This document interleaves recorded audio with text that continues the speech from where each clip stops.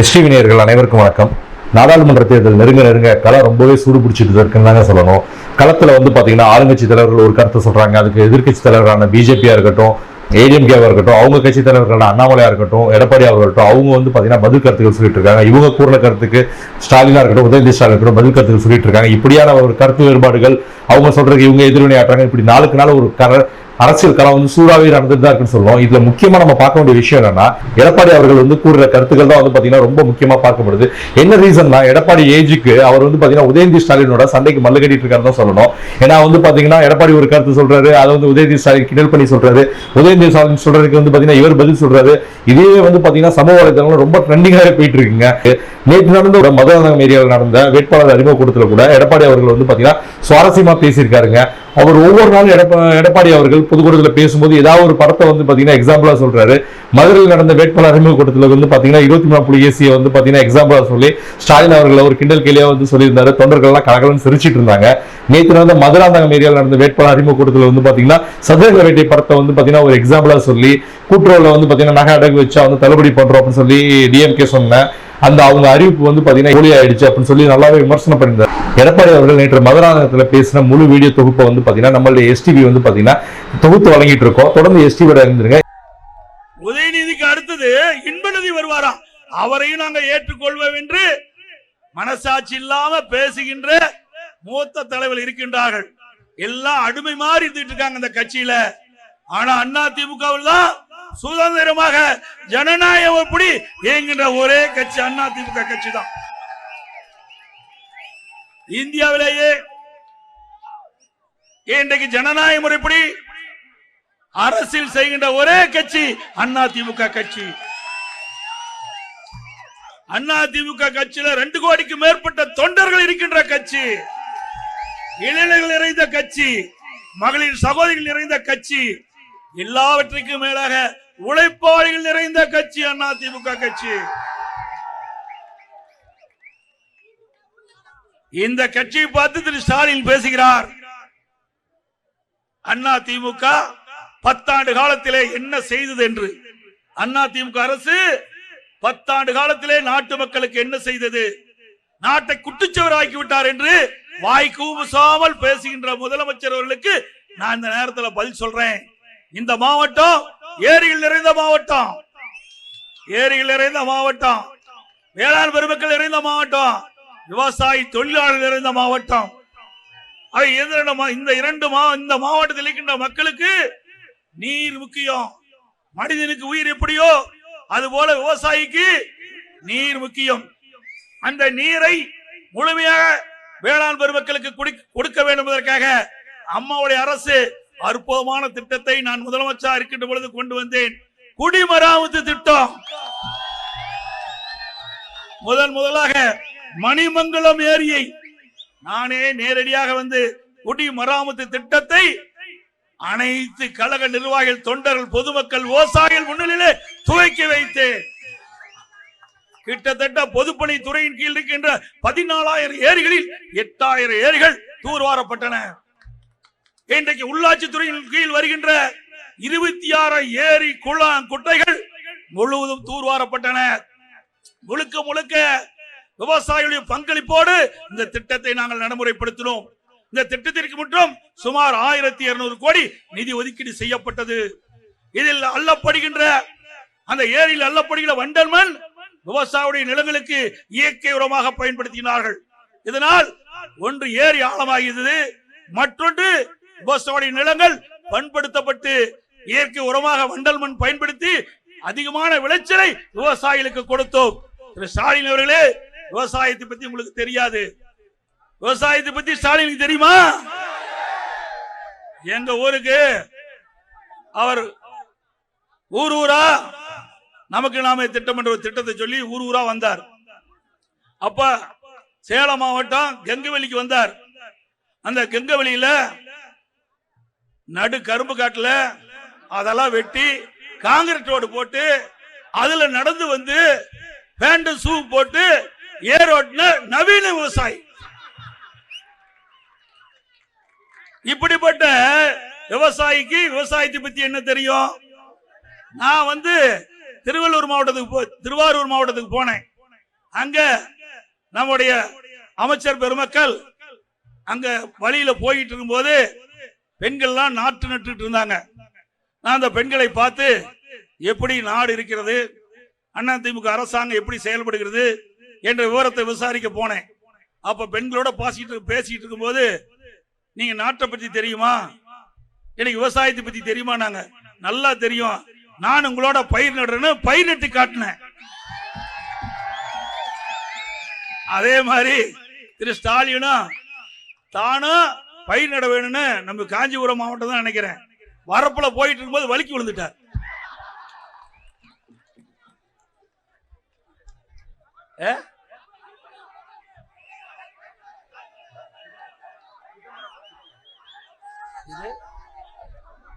சரி, ஏதோ அப்புறம் காது கேட்கல. ஆக ஒரு விவசாயத்தை பற்றி தெரியாத ஒரு முதலமைச்சர் தெரிந்தது போல் நாடகம் ஆடுவது மக்களை ஏமாற்றுவதற்காக. நான் இன்ற வரைக்கும் விவசாயம் செஞ்சுட்டு இருக்கிறேன்.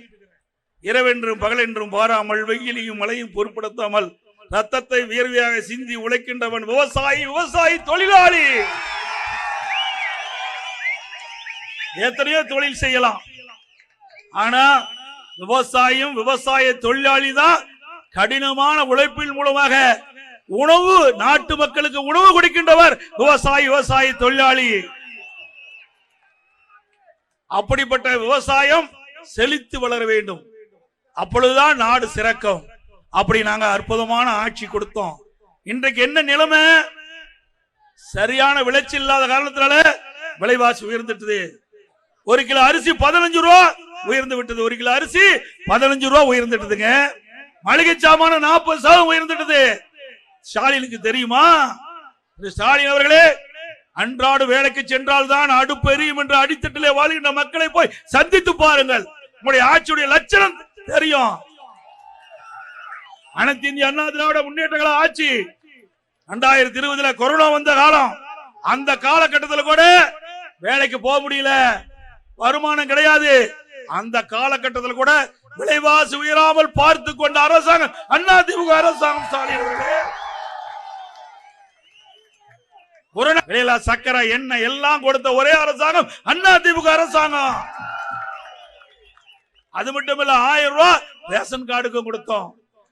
இப்படி ஏழை மக்கள் பாதிக்கப்படுகின்ற பொழுது ஓடோடி வந்து உதவி செஞ்ச அரசாங்கம் அதிமுக அரசாங்கம்.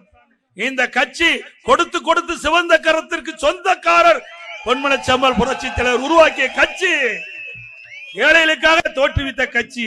எப்பொழுதெல்லாம் ஏழைகள் பாதிக்கப்படுகிறார்களோ அப்பொழுதெல்லாம் அனைத்து இந்திய அண்ணா திராவிட முன்னேற்ற கழக அரசு அவர்களுக்கு பக்கபலமாக இருந்து அதிலிருந்து காப்பாற்றப்பட்டு கொண்டு இருக்கின்றது என்பதை நேரத்தில் பெருமையோடு சொல்லிக்கொள்ள கடைபெற்றுகிறேன். கொரோனா காலம், மக்கள்லாம் வேலை இல்லாத இருந்த காலம், தை பிறந்தால் வழி பிறக்கும். அந்த காலகட்டத்தில் மக்கள்லாம் ஏங்கி தவித்துக் கொண்டிருந்த பொழுது தைப்பண்டிகை வந்தது. எல்லா இல்லங்களிலும் சிறப்பாக தைப்பண்டிகை கொண்டாட வேண்டும் என்று அதிமுக அரசு கருதி எல்லா இல்லங்களிலும் தைப்பொங்கல் பொங்க வேண்டும் என்ற காரணத்தினாலே எல்லா குடும்பத்தையும் 2500 ரூபாய் கொடுத்த அரசாங்கம் அதிமுக அரசாங்கம். முழு கரும்பு கொடுத்தோம், பொங்கல் தொகுப்பு கொடுத்தோம், பச்சரிசி கொடுத்தோம், சக்கரை கொடுத்தோம், ஏலக்காய் கொடுத்தோம், முந்திரி கொடுத்தோம், திராட்சை கொடுத்தோம். அற்புதமா பொங்கல் வச்சு அழகா மக்கள் கொண்டாடினாங்க. இதுதான் அதிமுக அரசு. திரு ஸ்டாலின் அவர்களே, மக்கள் எப்படி துன்பப்படுகிறார்களோ அப்போ அந்த மக்கள் மகிழ்ச்சி அடைகின்றவருக்கு திட்டத்தை கொண்டு வந்து நடைமுறைப்படுத்திய அரசாங்கம் அதிமுக அரசாங்கம். உங்களுடைய ஆட்சியில் அப்படி இருக்குதா? இப்ப எங்க பார்த்தாலும் ஒரே பேச்சு, இந்த ஆட்சி எப்ப போகும்? தமிழ்நாடு முழுவதும் ஒரே குரல் ஒலித்துக் கொண்டிருக்கின்றது, எப்பொழுது இந்த ஆட்சி போகும் என்ற குரல் இப்பொழுது ஒலித்துக் கொண்டிருக்கிறது. ஸ்டாலின் அவர்களே, வருகின்ற தேர்தலிலே மக்கள் தகுந்த பாடத்தை உங்களுக்கு புகட்டுவார்கள். அதோட இன்றைக்கு அது மட்டுமல்ல, இன்றைக்கு திரு ஸ்டாலின் 520 அறிவிப்புகளை வெளியிட்டார். கவர்ச்சிகரமான அறிவிப்பு. இந்த சதுரங்க வேட்டையில ஒரு படத்துல பார்த்திருப்பீங்க, சதுரங்க வேட்டை படம் பாத்தீங்களா? நானும் பார்த்தேன், எனக்கு போட்டு காட்டினாங்க. ஒருவரை ஏமாற்ற வேண்டும் சொன்னால் ஆசையை தூண்டினா அவளை ஏமாற்றலாம், ஆசையை தூண்டினா அப்படி. கடந்த 2021 சட்டமன்ற பொதுத் தேர்தல் போது 520 அறிவிப்புகளை நிறைவேற்ற முடியாத அறிவிப்புகளை வெளியிட்டு மக்களை ஏமாற்றி ஆட்சிக்கு வந்த தலைவர் தான் இன்றைய முதலமைச்சர் ஸ்டாலின் அவர்கள். இன்றைக்கு 520 அறிவிப்புகளை எவ்வளவு அறிவிப்பு நீங்க செயல்படுத்தீங்க சொல்லுங்க பார்க்கலாம். ஒரு 10% கூட கிடையாது. அதுவும் சொல்லுவார், நாங்கள் ஆட்சிக்கு வந்த உடனே எல்லா குடும்ப தலைவிக்கும் 1000 ரூபாய் உரிமை தொகை வழங்கும் சொன்னார். கொடுத்தாரா? 2,15,00,000 பேர் கொடுக்கப்பட்ட வாக்குறுதி அனைத்து இல்லத்தரசிகளுக்கும் மாதந்தோறும் 1000 ரூபாய் குடும்ப உரிமை தொகை தரும்னு சொன்னார். கொடுக்கல. அதுவும் அந்த குடும்ப தலைவிக்கு மாதந்தோறும் 1000 ரூபாய் உரிமை தொகை கொடுத்திருக்காரு. உடனே எடுத்து கொடுக்கலீங்க. இதே கர்நாடகத்தில் அண்மையில் எலெக்ஷன் நடந்தது. ஆட்சிக்கு வந்து 3 மாதத்தில் இதே போல திட்டத்தை அறிவிச்சாங்க. மாதந்தோறும் மகளிருக்கு உரிமை தொகை கொடுப்போன்னு உடனே கொடுத்தாங்களா 3 மாசத்துல? நீ 27 மாசம் கொடுக்கல? 27,000 போச்சா? இதே அதிமுக ஆட்சிக்கு வந்திருந்தா உடனடியாக 3 மாதத்தில் இந்த திட்டத்தை நிறைவேற்றி நாங்க மகளிருக்கு கொடுத்திருப்போம். இதுவும் அனைத்து இந்திய அண்ணா திராவிட முன்னேற்ற கழக கட்சி, அனைத்து இந்திய அண்ணா திராவிட முன்னேற்ற கழக சட்டமன்ற உறுப்பினர்கள் உள்ளேயும் வெளியிலையும் தொடர்ந்து இந்த அரசுக்கு அழுத்தம் கொடுத்த காரணத்தினால்தான் இந்த ஏழை குடும்பத்தை சேர்ந்த குடும்ப தலைவிகளுக்கு மாதந்தோறும் 1000 ரூபாய் கிடைச்சது. இன்னொன்னு சொல்லார், ஆசை தூண்டினா தானே மக்களை ஏமாத்த முடியும். பெண்களை பார்த்தார், காதுல தோடு, கழுத்துல செயின் இருந்தது. இவ்வளவு அழகா இருக்கிறீங்களா, அடுத்தது உங்களை சந்திக்கின்ற பொழுது காதுல தோடு இருக்காது, கழுத்துல செயின் இருக்காது சொல்லி அதுக்கு ஒரு அறிவிப்பு கொடுத்தார். 5 சவரனுக்கு குறைவாக யார் நகை வைத்திருக்கின்றார்களோ அவர்கள் அருகாமையில் உள்ள கூட்டுறவு சங்கங்களிலே இருக்கின்ற அந்த சங்கத்திலே நீங்கள் கொண்டு போய் வைத்து நீங்கள் பணத்தை பெற்றுக் கொள்ளலாம் என்று ஒரு அறிவிப்பை கொடுத்தார். அதை நம்பி 48 லட்சம் பேர் கொண்டு போய் அங்க இருக்கின்ற கூட்டுறவு சங்கங்கள்ல அந்த நகையை வச்சு பணத்தை வாங்கி செலவழிச்சாங்க. திரு உதயநிதி ஸ்டாலின் ஒரு கூட்டத்தை போய் அப்போ 2021 சட்டமன்ற தேர்தல் போது ஒரு கூட்டத்துக்கு போய் பேசிட்டு இருக்காரு. அப்ப பெண்கள் எல்லாம் பார்க்கத்தார், அதெல்லாம் காதுல தோடு, கழுத்துல நகை இருந்தது, செயின் இருந்தது. ஏமா இன்னும் போய் நீங்க ஓடி ஓடி போய் பக்கத்துல கூட்டுறவு சங்கத்துல நீங்க உங்களுடைய நகை வச்சு அந்த பணத்தை வாங்கி அழகா செலவு செய்யலாமே, ஏன்னு தயங்கிட்டு இருக்கிறீங்க, ஏன் லேட் பண்ணிட்டு இருக்கிறீங்க? ஆகவே நான் இந்த கூட்டம் முடிஞ்ச உடனே வேக வேகமா ஓடுங்க, பக்கத்துல இருக்கிற அங்க இருக்கிற தொடக்க வேளாண்மை கூட்டுறவு சங்கம் சரி, எழுத கூட்டுறவு அமைப்பாளரும் சரி, அங்க கொண்டு போய் உங்களுடைய நகைய அங்கே வைத்து அந்த பணத்தை வாங்கி அழகா நீங்க மகிழ்ச்சியா செலவு செய்யினாங்க. ஆகா, உதயநிதி ஸ்டாலினே சொல்லிட்டாரு, பரவாயில்லையே அப்படின்னு நினைச்சு அந்த மக்களும் போய் அங்கங்க இருக்கின்ற கூட்டுறவு அமைப்புல அந்த நகை வச்சு பணத்தை வாங்கி செலவழிச்சிட்டாங்க. பிறகு ஆட்சிக்கு வந்த பிறகு என்ன ஆச்சு? தகுதியானவருக்கு தான் கொடுக்கப்படும் சொல்லிட்டாங்க. போட்டார் ஒரே அடியா, தகுதியானவருக்கு தான் இந்த 5 சவரனுக்கு குறைவாக கூட்டுறவு அமைப்பிலே நகை வைத்து பணம் பெற்றவர்களுக்கு தள்ளுபடிட்டார். மொத்தம் 48 லட்சம் பேர் நகைய கூட்டுறவு அமைப்பிலே வச்சிருக்கிறாங்க. அதுல 13 லட்சம் பேருக்கு தான் தகுதியாச்சு, மீதி 35 லட்சம் பேருக்கு தர முடியாதுன்னு சொல்லிட்டாங்க.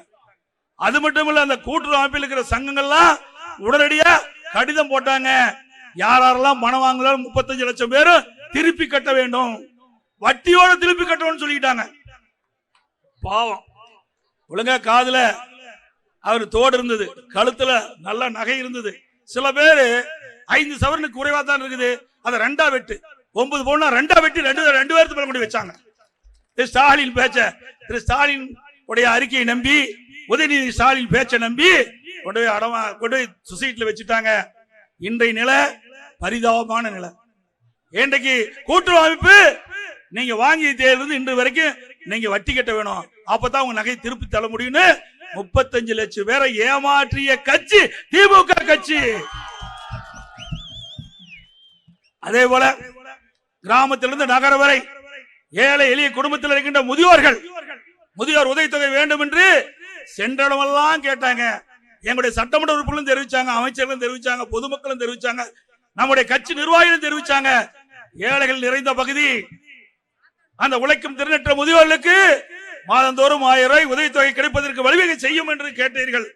அந்த கோரிக்கையை ஏற்ற அம்மாவுடைய அரசு சட்டமன்றத்தில் தெளிவா நான் அறிவிச்சேன்.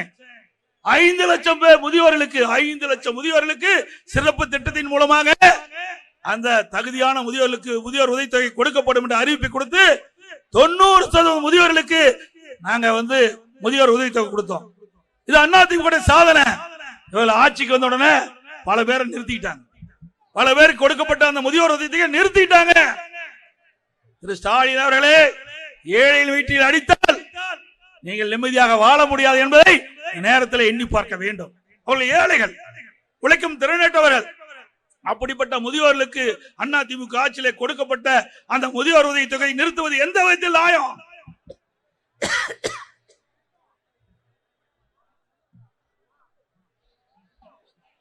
அதோட பல்வேறு திட்டங்களை நிறுத்திட்டாங்க. தாலிக்கு தங்கம் ஒரு பவுன் 50,000 ரூபாய்க்கு இன்னைக்கு விக்குது. அம்மா பார்த்தாங்க, ஏழை எளிய குடும்பத்தில் பிறந்த பெண்கள் குடும்ப சூழ்நிலையின் காரணமாக, பொருளாதார சூழ்நிலையின் காரணமாக திருமணம் தடைபடுகிறது, பணம் இல்லாதனால. அதனால அம்மா அவர்கள் திருமண உதவி திட்டம் 50,000 25,000 தாலிக்கு தங்கம் ஒரு பவுன் அறிவிச்சாங்க. இன்னைக்கு பல லட்சம் பெண்களுக்கு அந்த தாலிக்கு தங்கம் திட்டத்தின் கீழ் தங்கம் கொடுக்கப்பட்டது. திருமண உதவி திட்டத்தின் கீழ் உதவித்தொகை வழங்கப்பட்டது. இன்னைக்கு திருமணம் ஆகி மகிழ்ச்சியோடு இருந்தாங்க. அந்த திட்டத்தையும் அரசியல் கால் பிடிச்சி காரணமாக இந்த அரசு ரத்து செய்துவிட்டது. மீண்டும் அம்மாவுடைய அரசு தேர்ந்தெடுக்கப்பட்ட பிறகு உங்களுடைய ஆதரவால் இந்த திட்டம் தொடரும். அதே போல மாணவ மாணவி, அரசு பள்ளியில் படிக்கிற மாணவ மாணவி அறிவுபூர்வமான கல்வி, விஞ்ஞான கல்வி, உலக தரத்திற்கு ஏற்ற கல்வி கிடைக்க வேண்டும் என்பதற்காக அம்மா சிந்தனையில உயிர்த்த அற்புதமான திட்டம் பள்ளி குழந்தைகளுக்கு மடிக்கணினி வழங்கிட்ட திட்டம். இந்த ஆட்சி வந்த பிறகு அதையும் நிறுத்திட்டாங்க. 52 லட்சம் பேர் கொடுத்தோம். ஒருத்தர் 52 லட்சம் மாணவ மாணவிக்கு ஒரு லேப்டாப் 12,000 ரூபாய், சுமார் 7,200 கோடி ரூபாயில நிதி ஒதுக்கீடு செஞ்சு 52 லட்சம் மாணவ மாணவிகள் விஞ்ஞான கல்வி, அறிவுபூர்வமான கல்வி அரசு பள்ளி படிக்கின்ற ஏழை மாணவர்களுக்கு கொடுத்த அரசாங்கம் அதிமுக அரசாங்கம். அதையும் கிடப்புல போட்டு அதையும் ரத்து பண்ணிட்டீங்க. அதோட ஒவ்வொரு அம்மா மினி கிளினிக்லயும் ஒரு எம்பிபிஎஸ் டாக்டர், ஒரு நர்ஸ், ஒரு மருத்துவ உதவியாளர் அங்க போட்டு அந்த பகுதியிலேயே மருத்துவ சிகிச்சை அளிச்சோம். அந்த ஏழை எளிய மக்களுக்கு ஏதாவது நோயாப்பட்டால் நேரடியாக அம்மா மருத்துவ